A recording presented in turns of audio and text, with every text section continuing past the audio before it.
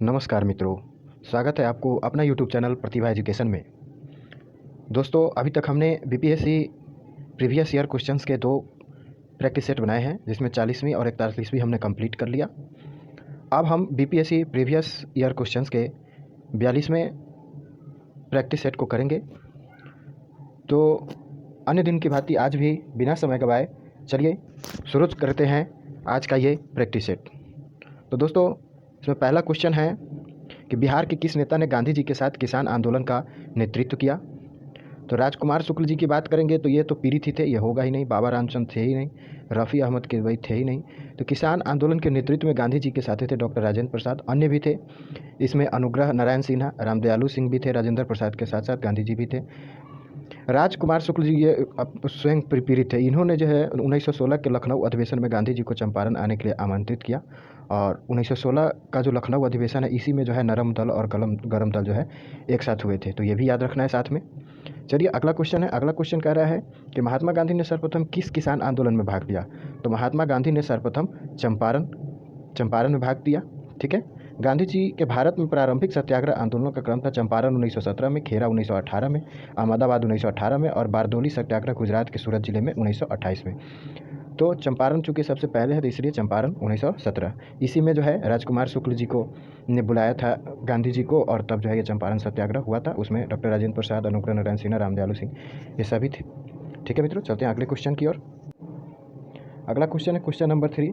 नील कृषकों की दुर्दशा पर लिखी गई पुस्तक। नील के जो किसान थे, नील जो उगाते थे, उनके दुर्दशा जो थे अंग्रेजी राज में, ब्रिटिश साम्राज्य में, उसके दुर्दशा पर यह किताब लिखा गया था, नील दर्पण, जिसके लेखक थे दीनबंधु मित्र। इसके लेखक कौन है? नील दर्पण के लेखक दीनबंधु मित्र। इस नील दर्पण में किसानों की दुर्दशा के बारे में काफ़ी विस्तार से वर्णन किया गया है।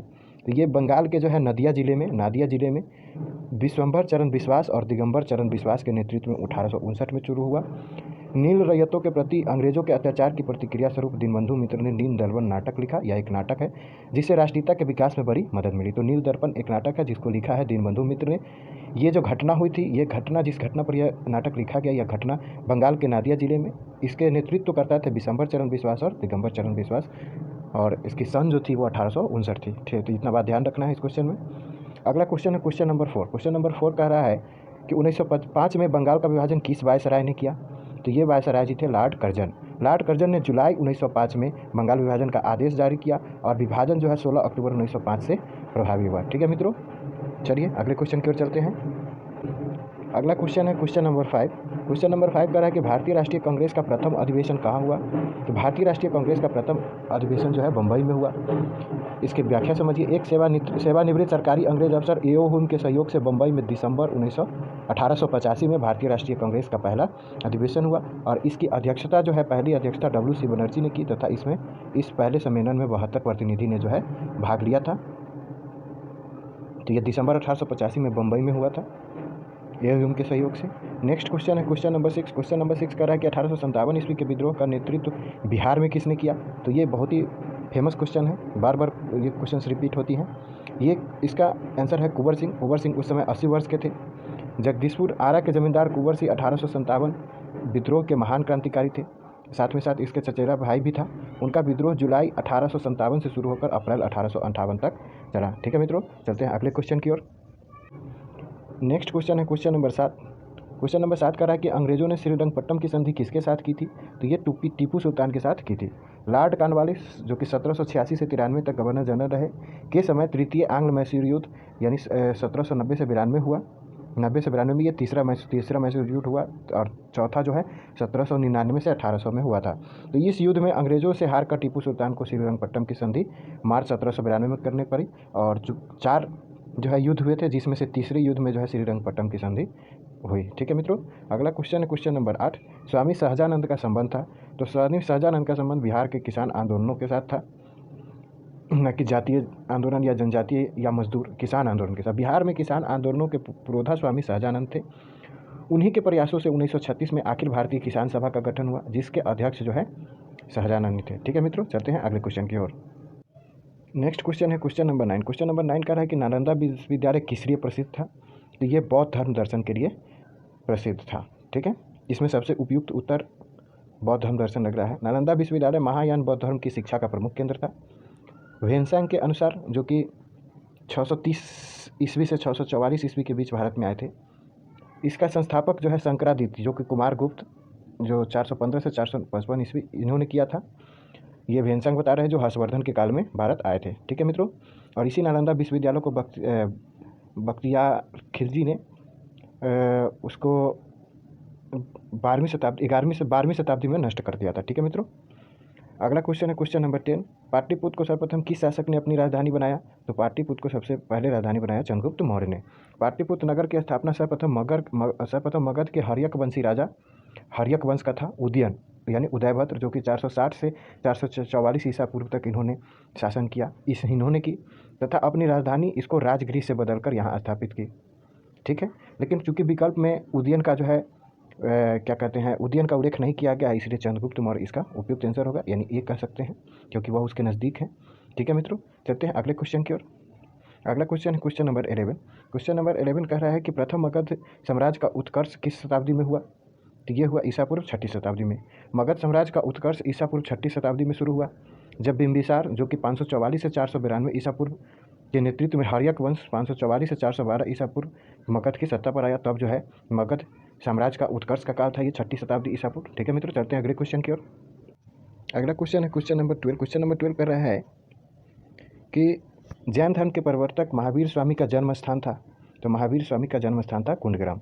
महावीर का जन्म 599 ईसा पूर्व के लगभग वैशाली के निकट कुंडग्राम में हुआ था।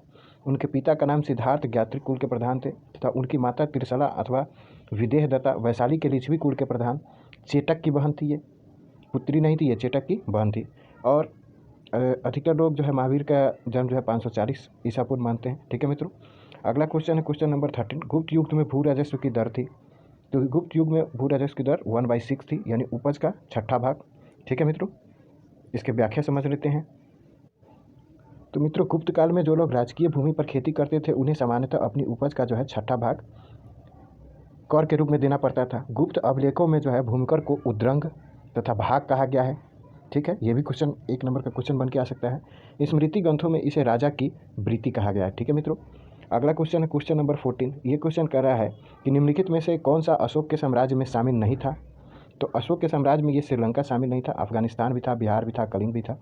अशोक के जितने अभिलेखों के प्राप्ति स्थलों तथा अन्य स्रोतों के अनुसार अशोक का साम्राज्य अफगानिस्तान से लेकर कर्नाटक तक तथा काठियावाड़ से लेकर बंगाल की खाड़ी तक विस्तृत था। अशोक के द्वितीय शिलालेख के अनुसार दक्षिणी सीमा पर स्थित चोल, पांड्य, सतीपुत्र, केरल तथा ताम्रपर्णी यानी लंका उसके साम्राज्य से बाहर थे। ठीक है मित्रों। तो ये अशोक के साम्राज्य की बात हो रही थी। नेक्स्ट क्वेश्चन, अगला क्वेश्चन है क्वेश्चन नंबर 15। प्रसिद्ध 10 राजाओं का युद्ध किस नदी के तट पर लड़ा गया? तो ये परुस्नी नदी के तट पर लड़ा गया।